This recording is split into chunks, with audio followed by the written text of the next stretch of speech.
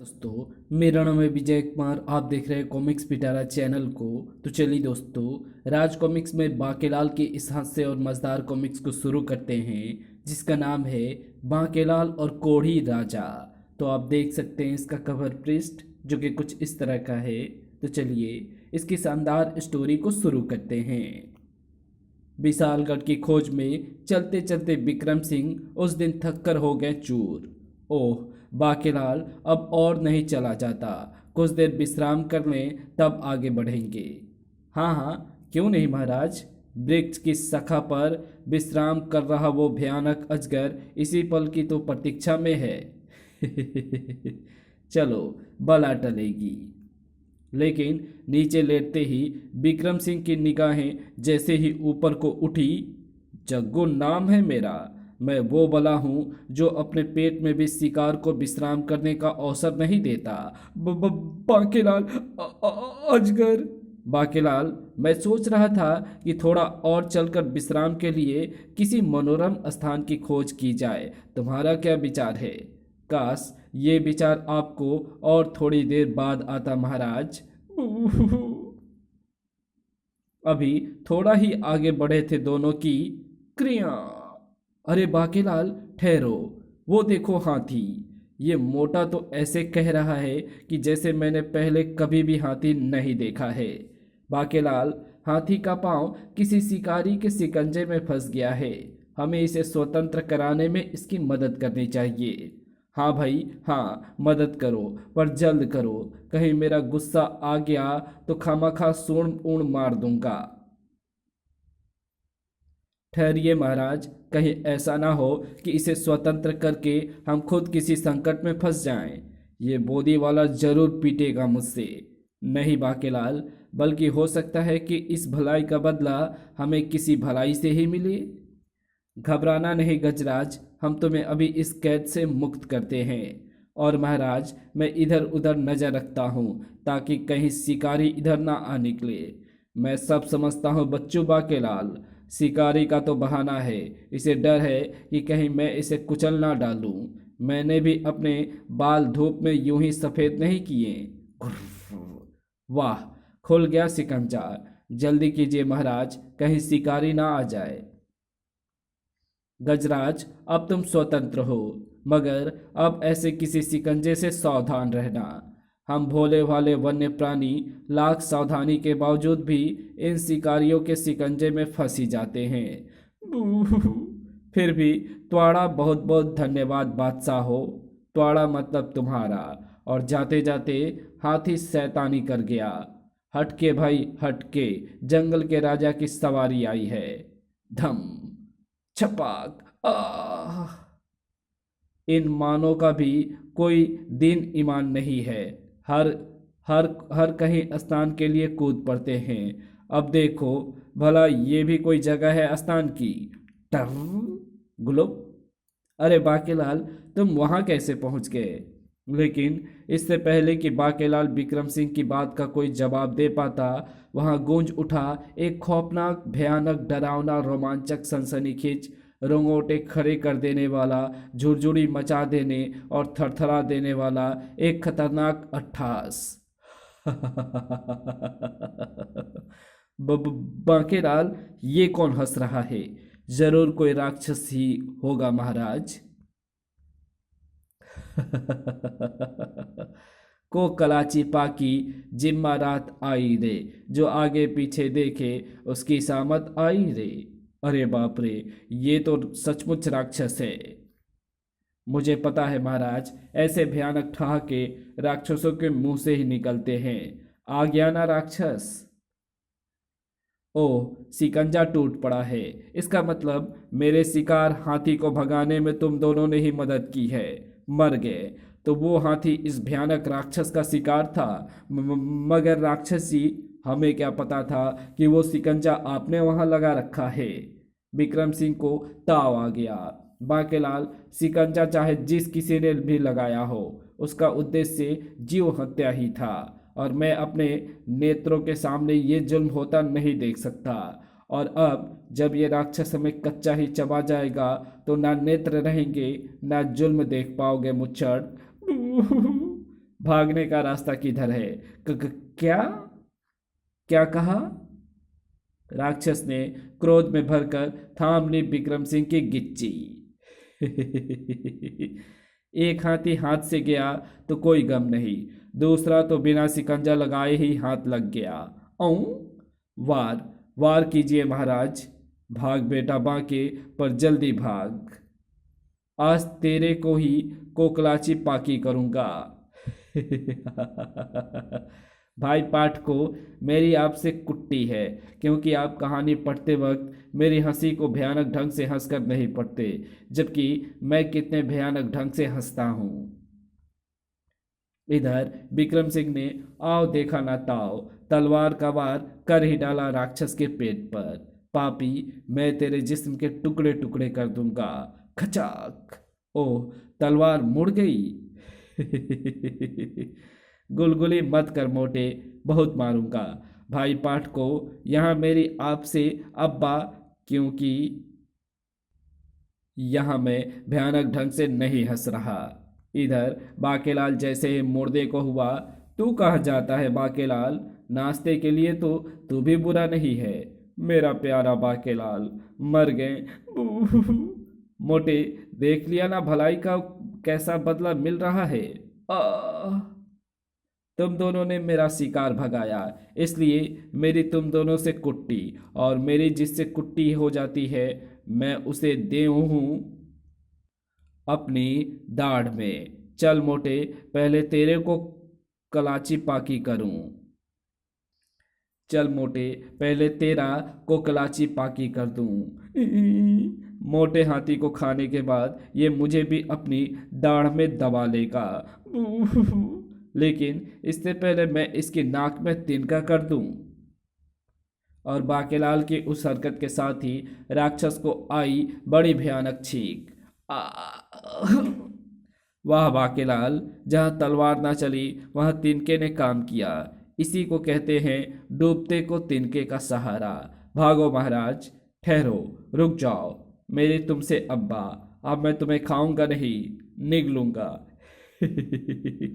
पाठ को मेरी आपसे अब्बा ही है, क्योंकि यहाँ मैं मन ही मन में हंस रहा हूँ। लेकिन बाकेलाल और विक्रम सिंह तो फिर उसके हाथ ना लगे। बाकेलाल, तुम कहो तो मैं इससे युद्ध करके। ओह, हाथी भी गया और अब मानो शिकार भी गए।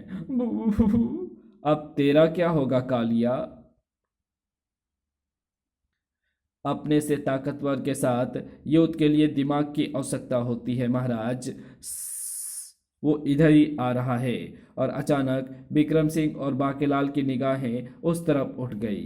अरे बाकेलाल, वो देखो, ये उस राक्षस के हाथों निरपराध ही मारा जाएगा।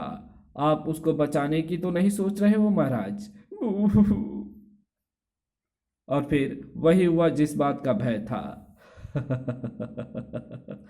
कोकलाची पाकी जिम्मा रात आई रे, जो आगे पीछे देखे उसकी सामत आई रे। भाई पाठ को, हाँ समझ गए ना? मेरे साथ रहोगे तो ऐसे ही ऐश करोगे, मतलब समझदार बनोगे। मेरी आपसे अब्बा है, क्योंकि कुट्टी तो मैं अपने शिकार के साथ ही करता हूँ, और इस बार जिसे मैं सोचने समझने का भी अवसर नहीं दूंगा, और इसका गोलगप्पा बनाकर गप कर जाऊंगा। राक्षस ने दबोच लिया था उस युवक को, और दूसरे ही पल गप, इसका तो अब हो जाएगा कोकलाची पाकी। इधर भय एवं आश्चर्य को मिश्रित भाव लिए फैली थी बाकेलाल और विक्रम सिंह की आंखें। बाकेलाल, आखिर मारा गया ना वो निर्दोष? किंतु महाराज, इस समय हमारे पास कोई शस्त्र भी तो नहीं है, वरना मैं इस राक्षस को अवश्य मार डालता। मगर बेचारे तब भी क्या जानते थे कि किस मुसीबत में फंसने वाले हैं। ठक ठक। मैं हूँ पंगु कठफोड़वा, काठ को फोड़कर भीतर घुस बैठे कीड़े होते हैं मेरा शिकार। इधर डकार भी ना ले पाया राक्षस की। आ, मर गया। इसे एकाएक ही क्या हुआ बाकेलाल? नहीं तो मैं भी वही देख रहा हूं महाराज। इसे एकाएक ही क्या होगा बाकेलाल? वही तो मैं भी देख रहा हूं महाराज। तड़प कर भूमि पर गिर गया राक्षस। कोई है, मुझे बचाओ, मेरे पेट में भयानक दर्द हो रहा है। बांके, हमें उसकी मदद करनी चाहिए। हाँ, ताकि वो ठीक होकर हमारी को कोकलाची पाकी कर दे। तुझे कब अक्ल आएगी रे मुच्छड़? तभी वो हैरत अंगेज दृश्य प्रस्तुत हुआ। फट फट फटाक। अयो, मेरा पेट फट रहा है। आहा, ये भूल से मैं क्या खा गया? बाकेलाल, उस राक्षस का पेट फटने वाला है। पेट नहीं महाराज, उसके पापों का घड़ा भर चुका है और अब वही फूटने वाला है ताकि इसका अंत हो जाए। ठक ठक। और तभी फटाक से फट गया राक्षस का पेट। फटाक। आह! मुझे भला कौन मार सकता है? अरे, मगर मेरी एक टांग? ओह, लगता है वो इस राक्षस के पेट में ही रह गई है। गहरे आश्चर्य के सागर में गोते लगाते वो सभी दृश्य देख रहे थे बाकेलाल और विक्रम सिंह। हाँ, ये रही। उफ, बाकेलाल, ये कैसा चमत्कार देख रही है मेरी आंखें। मेरी तो बुद्धि चक्कर खा रही है मोटे। मेरा मतलब है महाराज, मुझे तो ये आदमी कोई प्रेत दिखाई देता है। इधर उस युवक ने झाड़ी से तोड़ा एक बड़ा कांटा और एक मजबूत घास को बनाया धागा। फिर पहले अपनी टांग सिल लूं ताकि मुझे एक टांग पर चलकर ना जाना पड़े। अब ठीक है, इस राक्षस की मृत्यु मेरे हाथों लिखी थी, जो ये मेरे से टकरा गया। और इधर कठफोड़वा के उस पार से छोड़ छोड़ दे मुझे, निर्लज्ज। आ कड़ाक। आ बचाओ। ये दोनों तो वृक्ष पर बैठे थे, नीचे कैसे गिर पड़े? खैर, अब उनको क्या। चलूं, देखूं कोई रसीले कीड़ों वाली हरी डाली। ओह, ये दो मानो पेड़ पर उगे हुए थे क्या, जो पके आम की तरह नीचे टपक पड़े। धम। महाराज, जल्दी उठकर भागिए, वरना फिर कोई मुसीबत टूट पड़ेगी। लेकिन वाह हरी किस्मत। ओह, मेरा प्यारा बाकेलाल। आह, मेरा पांव सिकंजे में फंस गया महाराज। बाकेलाल के निकट आ गया वो युवक और, घबराओ नहीं बाकेलाल, मैं तुम्हारा पांव अभी सिकंजे में से बाहर निकाल लेता हूं। नहीं, उफ, आज तो संकट पर संकट आ रहे हैं। लो बाकेलाल, मैंने तुम्हारा पांव सिकंजी की पकड़ से मुक्त कर दिया है। मगर तुम हो कौन? शुक्र है कि खतरा दिखने पर अब मैं भाग तो सकता हूँ। उस रहस्यमय युवक ने अपना परिचय देते हुए कहा, मेरा नाम प्रताप सिंह है और तुम दोनों शायद मुझे देखकर भयभीत हो रहे हो। नहीं, हम तुम्हें देखकर भयभीत नहीं हो रहे हैं प्रताप सिंह, बल्कि आश्चर्यचकित जरूर हो रहे हैं। क्यों बाकेलाल? जी हाँ महाराज, भय किस चिड़िया का नाम है ये तो हमें पता ही नहीं। ओह, शायद तुमने मुझे अपनी कटी हुई टांग सिलते हुए देख लिया है। हाँ, क्या तुम्हें पीड़ा नहीं हुई? और राक्षस द्वारा निगल लिए जाने पर भी तुम बचकर बाहर कैसे निकल आए? वो इसलिए क्योंकि मैंने अमरता की दवा पी हुई है। मेरे मरने के बाद मेरा शरीर नहीं मरेगा। वाह, वो दवा तो सचमुच बड़ी अनोखी है महाराज, जिसे पीने के बाद कोई मरकर भी जिंदा रहे, यानी जिंदा मुर्दा। अगर तुम भी उस दवा को पीकर अमर बनना चाहते हो तो आगे आओ मेरे साथ। मैं तुम्हें लेकर चलता हूँ अपनी देवी अम्रपाली के पास। चलिए महाराज, विशालगढ़ की खोज करते हुए फिर हमें किसी वन्य प्राणी भी अपने चलिए महाराज, विशालगढ़ की खोज करते हुए फिर हमें किसी वन्य प्राणी से भी अपने प्राणों को कोई खतरा नहीं रह जाएगा। शीघ्र ही प्रताप सिंह ने दोनों दोनों के साथ उस किले में प्रवेश किया। चले आओ बाकेलाल, शीघ्र ही। देवी अम्रपाली, ये दोनों भी अमरता की दवा पीना चाहते हैं। ओह, अवश्य, तुम्हें वो दवा अवश्य मिलेगी। तभी, नहीं, वो दवा मत पीना, वरना एक दिन तुम्हारा हश्र भी मेरे समान हो जाएगा। मैं 500 वर्ष से मृत्यु की चाह में यहाँ भटक रही हूँ। मैं जिंदगी से तंग आ चुकी हूँ। मेरी नस नस में बुढ़ापा उतर चुका है, मगर मुझे मृत्यु नहीं आ सकती, क्योंकि मैंने भी दवा पीने की गलती की थी। भाग जाओ, चले जाओ यहाँ से। वरना पछताना होगा। प्रताप सिंह, इसे यहाँ से ले जाओ। ओह, मैं तेरा खून पी जाऊंगी चुड़ैल। प्रताप सिंह बुढ़िया को खींचता हुआ ले गया। बाकेलाल, ये जगह ठीक नहीं है, यहाँ से भाग चलो। मैं भी वही सोच रहा हूँ महाराज, क्योंकि ये बुढ़िया सच कह रही है। हम पैदा हुए हैं तो हमें मृत्यु भी अवश्य आनी चाहिए, अन्यथा एक समय हमें हमें अपनी जिंदगी से घृणा होने लगेगी। मैं तो यहाँ फिर कभी आकर भी दवा पी लूँगा, मगर दवा मुच्छर ने भी पी ली तो फिर विशालगढ़ के राजा बनने का स्वप्न का क्या होगा। जबकि उन्हें वहां से फरार होता देख देवी अम्रपाली चीख पड़ी, दरबान, रोको मेहमानों को। यहाँ आने के बाद कोई दवा पिए बिना बाहर नहीं जा सकता। बाकेलाल तथा विक्रम सिंह ने भी दीवारों पर से झपट लिए वे भाले। आक्रमण! बाकेलाल, आक्रमण! खचाक! तुम्हारे आक्रमण का हमारी सेहत पर कोई असर नहीं होगा, क्योंकि हम दोनों तो अमर हैं। अगर तुमने भागने की चेष्टा की तो मैं अपनी खोपड़ी तोड़कर तुम पर दे मारूंगा। बाकेलाल महाराज। और दूसरे ही पल बाकेलाल और विक्रम सिंह ने आंखों में किया एक गुप्त संकेत, और दूसरे ही पल भागो। अरे, ओह! इस प्रकार दोनों उस किले से निकल गए। मैं तुम्हारे पीछे ही हूँ बाकेलाल, तुम रुकना नहीं। महाराज, आप मेरे पीछे रहिएगा। कहीं राह भटक गए तो खामखा ही कोई शेर, चीता या लकड़भग्गा आपको अपना भोजन बना डालेगा।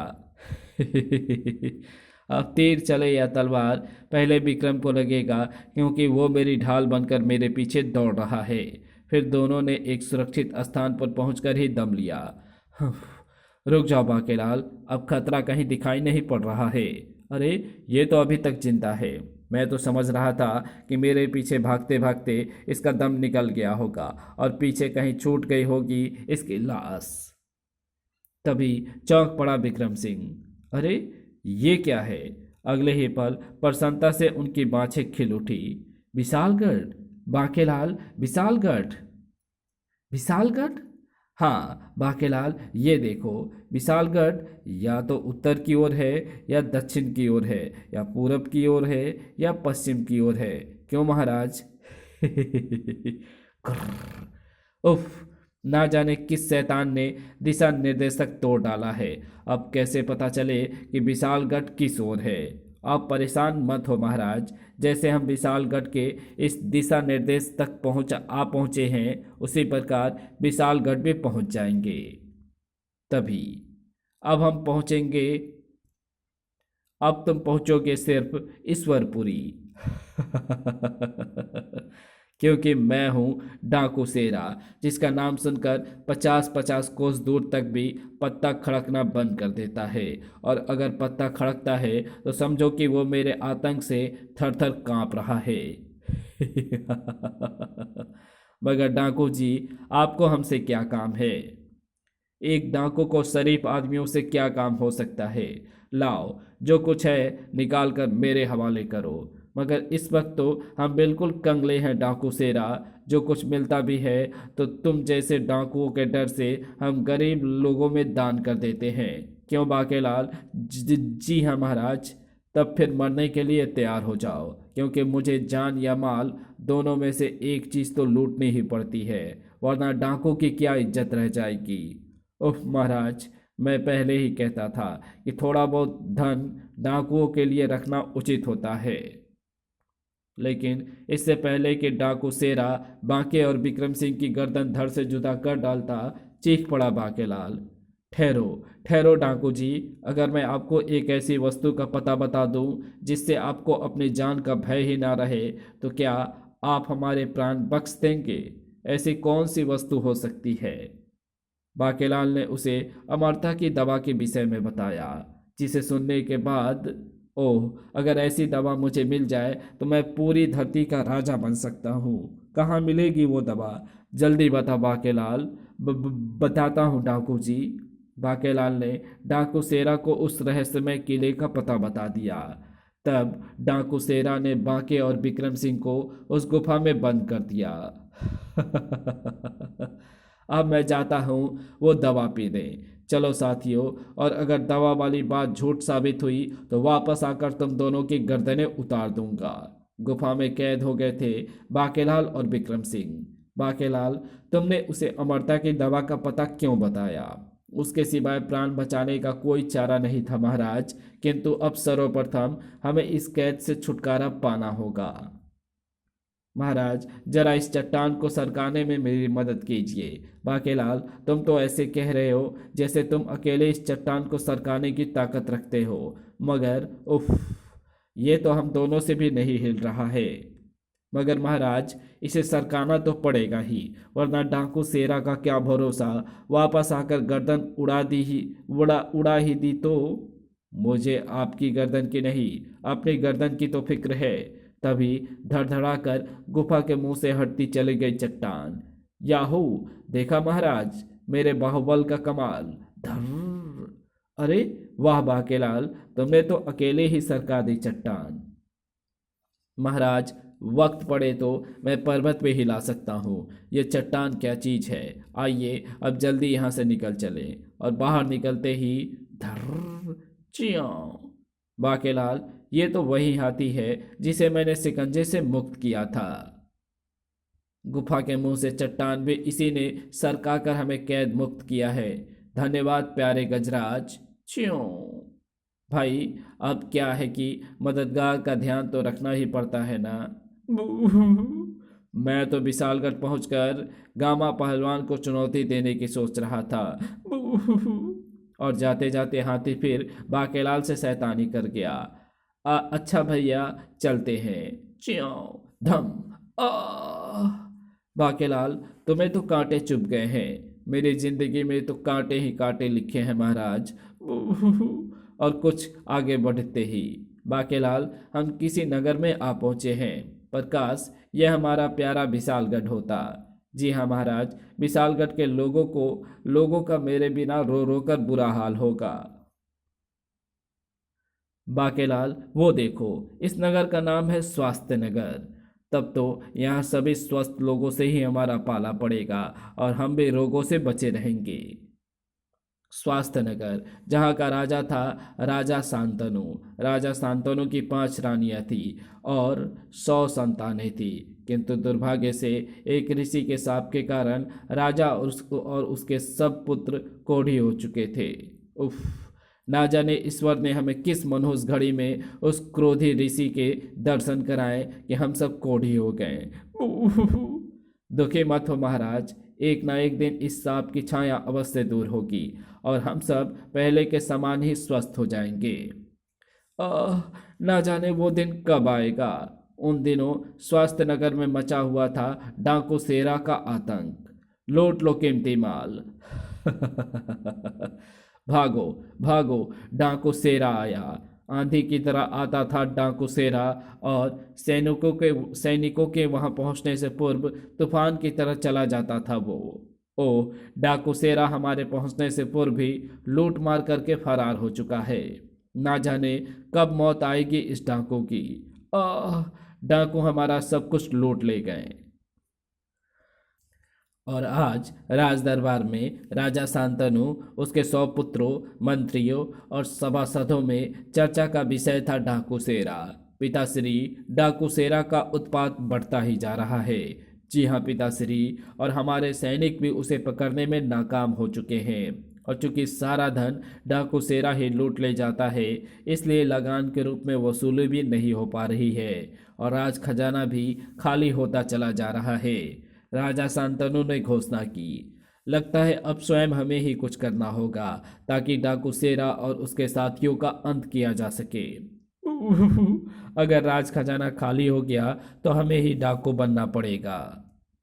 इधर नगर में, बाकेलाल जरा ठहरो, मुझे बड़े जोर की प्यास लगी है। मैं जरा शीतल जल पीकर अपनी प्यास बुझा लूं। प्यास तो मुझे भी लगी है महाराज। शीतल जल से प्यास बुझाकर हटे ही थे विक्रम सिंह और बाकेलाल की तभी भगदड़ मच गई। डाकू शेरा, भागो भागो, डाकू शेरा नगर को लूटता हुआ इधर ही आ रहा है। बाकेलाल, डाकू शेरा को तो तुमने दवा पीने भेज दिया था। वो अवश्य ही दवा पीकर अब लूट मार मचाने आ गया है। मर गए महाराज, जल्द ही कोई छिपने का स्थान ढूंढना होगा। लेकिन विक्रम और बाकेलाल जिस ओर सिर छिपाने को बढ़ते वही दरवाजा बंद हो जाता। भागवती, कस के बंद कर दे दरवाजा। खटाक। अरे ठहरो, हमें भी तो अंदर आने दो। उफ, ये दरवाजा भी बंद हो गया। खट। उफ महाराज, ये लोग तो डाकुओं से ऐसे डर रहे हैं जैसे डाकू उन्हें खा ही जाने वाले हैं। पलक झपकते ही गलियां सुनसान हो गई और तब अचानक उठा घोड़ों के पदचापों का तीव्र स्वर और क्षण बर्बाद ही। अरे तुम दोनों, बाकेलाल और विक्रम सिंह, मैं तो कब से तुम्हारी ही तलाश में था। हाँ हाँ, हमारी तलाश में? मगर क्यों? बाकेलाल, तुम्हारे कारण ही आज मैं अमर हो सका और अब मैं धरती का राजा बनकर रहूंगा। मगर मुझे अफसोस इस बात का है कि दवा खत्म हो जाने के कारण मैं अपने साथियों को वो दवा नहीं पिला पाया। अपने साथियों को दवा पिलाने मैं आज रात को वहां फिर जाऊंगा। बाकेलाल, विक्रम सिंह को उनका इनाम दो। धन की दो पुटलियां विक्रम सिंह और बाकेलाल की ओर उछालने के पश्चात डाकू सेरा अपने साथियों के साथ धूल उड़ाता हुआ वहां से चला गया। सरदार, आपने इन्हें जिंदा क्यों छोड़ दिया? अगर इन्होंने किसी और की भी अमर होने की दवा का पता बता दिया तो? हमने जो पोटलियां इन्हें इनाम में दी है ना, वही उनकी मौत का ऐलान कर देंगे। लोग इन्हें यहीं पीट पीट कर मार डालेंगे और तब सांप सूंघ गया उन्हें जब। हाँ हाँ, इनके हाथ में है लूट का माल है। ये दोनों भी डाकुओं के साथी हैं। मारो इन्हें। ठहरो, अगर इन्हें मार दिया तो डाकू सेरा के अड्डे की पता कैसे चलेगा? हाँ, इन्हें पकड़कर कोढ़ी, मेरा मतलब राजा के पास ले चलो। मारे गए बाकेलाल और पलक झपकते ही फिर कस दी गई दोनों के मुस्कें। महाराज, हमारी इस अवस्था के लिए यही लोग दोषी हैं। अगर ये लोग हमें भी अपने घरों में पनाह नहीं देते तो नौबत यहाँ तक नहीं पहुँचती। और ये समाचार सुनते ही क्या? ओह, कहाँ गए वो दोनों डाकू? महाराज, उन्हें यातना गृह में उल्टा टांग दिया गया है। और बदबू के झोंके के साथ यातना गृह में प्रवेश किया राजा शांतनु और उसके दो ज्येष्ठ पुत्रों ने। उफ महाराज, ये सब तो कोढ़ी भी हैं। छू देंगे तो हमें भी ये रोग लग जाएगा। सड़ाक सड़ाक सड़ाक। बंद करो ये आह आह और बताओ कहाँ है डाकू सेरा और उसके साथी? इस बार मैं स्वयं अपने 100 पुत्रों के साथ उसे पकड़ने या मार गिराने जाऊंगा। बेटे राजा, बाकेलाल से पंगा लेकर बहुत बुरा किया है तूने। अब तू नहीं बचने का बांके की योजना के हाथों। उफ, इन्हें डाकू सेरा का पता बताया तो राजा और उसके पुत्रों की जान पर आ बनेगी, क्योंकि डाकू सेरा अमरता की दवा पीकर अमर हो चुका है। बताओ कहाँ है डाकू सेरा और उसके साथी? ठहरो, बताता हूँ। बाकेलाल ने राजा शांतनु को डाकू सेरा का पता बताने में जरा भी विलंब नहीं किया। और फिर तुम दोनों भी हमारे साथ चलोगे, ताकि अगर वहां डाकू ना मिले तो तुम्हारे सिर वहीं के वहीं धड़ से अलग कर डाले जाएं। ठीक है महाराज, चमगादड़ के समान यहाँ उल्टा लटके रहने से तो यही अच्छा है। बाकेलाल आखिर करना क्या चाहता है? और तब राजा के आदेश पर सैनिकों ने बाकेलाल और विक्रम सिंह को स्वतंत्र किया और चल पड़ा राजा शांतनु अपने 100 पुत्रों की सेना बाकेलाल और विक्रम सिंह के साथ डाकू सेरा का अंत करने। राजा के बच्चे, एक बार तू पहुंच तो सही डाकू सेरा के सामने, फिर तुझे पता चलेगा कि बाकेलाल से पंगा लेना कितना भारी पड़ता है। और अवसर देखकर इस बार मैं भी वहां से 9-2-11 हो लूंगा और इस प्रकार इस मोटे मुच्छड़ का भी खात्मा वहीं हो जाएगा, यानी मेरे सारे दुश्मनों का अंत। जबकि उसी समय डाकू सेरा उस रहस्यमय किले में आ पहुंचा था अपने साथियों के साथ। आओ आओ डाकू सेरा, आज मैंने तुम्हारे सभी साथियों के लिए अमरता की दवा तैयार कर ली है। वो तो ठीक है देवी अम्रपाली, किंतु तुमने ये नहीं बताया कि तुम्हें ये चमत्कारी दवा कहाँ से प्राप्त हुई है और तुम इसे इस प्रकार सबको क्यों बांटने को इच्छुक रहती हो। ये एक दुख भरी कहानी है डाकू सेरा। दरअसल इस दवा की खोज की इच्छा मन में लिए मेरे पिताश्री का देहांत हो गया और उनके देहांत के अगले ही दिन जब मैंने उस दवा को चखा तो पता चला कि अमरता की दवा बन चुकी है। डाकू सेरा, मैं अपने पिता को बहुत चाहती थी। मुझे मृत्यु से नफरत है, अतः अब नहीं चाहती कि संसार में किसी व्यक्ति का देहांत हो। इसलिए मैं ये दवा सारी दुनिया को पिलाकर अमर कर देना चाहती हूँ, दुनिया को। उसी समय किले में प्रवेश कर रहे थे राजा शांतनु। अरे ये क्या, ये तो सैनिक जान पड़ते हैं। लगता है ये डाकू शेरा का पीछा करते हुए यहाँ आ पहुँचे हैं और उनके साथ भी वो दोनों भगोड़े भी हैं जो यहाँ से बचकर भाग निकले थे। उसी पल भीतर जाओ डाकू शेरा, मैंने तुम्हारे सभी साथियों को अमरता की दवा पिला दी है। देवी अम्रपाली, अगर तुम धन दौलत की इच्छा करो तो मैं तुम्हारे इस किले के कोने कोने को धन दौलत से भर दूंगा। नहीं डाकू शेरा, मुझे तुमसे कुछ भी नहीं चाहिए। तभी देवी अम्रपाली, बहुत से सैनिक किले में प्रवेश कर रहे हैं और उनके साथ बाकेलाल और विक्रम सिंह नाम के वो दोनों भगोड़े भी शामिल हैं। ओह, ये जरूर हमारी ही खोज में यहाँ पहुँचे हैं, मगर अब मुझे और मेरे साथियों को कैसा भय। हाँ सरदार, अब तो हम सब अमर हैं। तभी वहां प्रवेश किया राजा शांतनु ने। पकड़ लो इन शैतानों को। ओह, डाकू सेरा तथा सभी साथी यहीं मौजूद हैं। अब यहाँ छिड़ेगी जंग, जिसमें एक एक कर मारे जाएंगे राजा शांतनु और उसके सभी कोढ़ी पुत्र। और अवसर पाकर मुझे भी यहाँ से फरार होने के लिए तैयार रहना चाहिए। राजा शांतनु की कमान से छूटा तीर। डाकू सेरा, आज तो जीवित ना बचेगा। सर, निशाना था डाकू सेरा। डाकू सेरा ने बचाया वार और तीर जा धंसा देवी अम्रपाली की नाभि में। साथ ही उसके मुंह से गूंज उठी चीख, आ! ओह, ये क्या, मुझे वार बचाने की क्या जरूरत थी, मैं तो अमर हो चुका हूँ। इसी के साथ हुआ एक और चमत्कार। ओह, ये क्या, तिर्र! अम्रपाली की नाभि से छूटी तीव्र किरणों से नहाता चला गया राजा शांतनु।